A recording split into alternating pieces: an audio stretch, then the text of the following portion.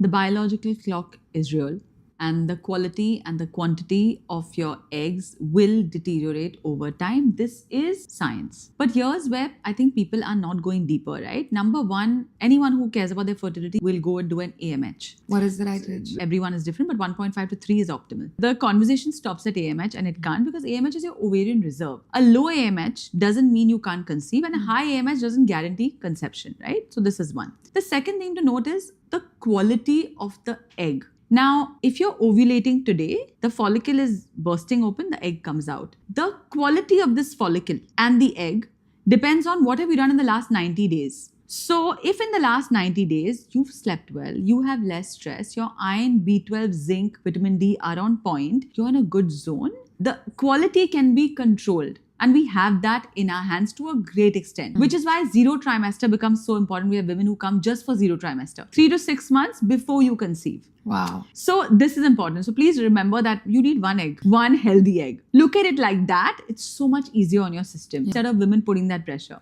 And the third thing is, are you ovulating? Because you could have a great AMH. But if you're not ovulating, the follicle is not bursting, you're not going to get pregnant. So to ovulate, again, you have to have less stress, enough progesterone.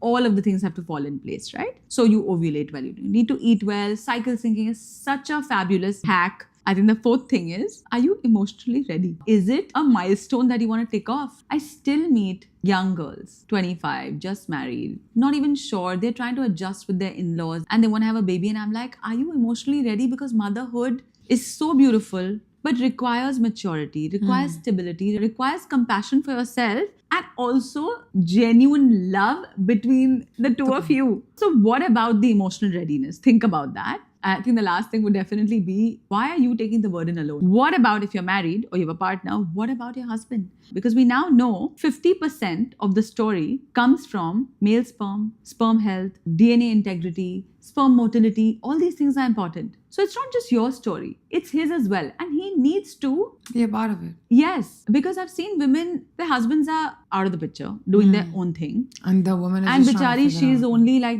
what should I cut out? Gluten also, dairy also. And but what is your husband doing? And why is he not involved? Why is it that when your husband has to come on a call, you will be there? But when you come on a call, your husband is never there. And this is, I'm talking especially for 0 trimester.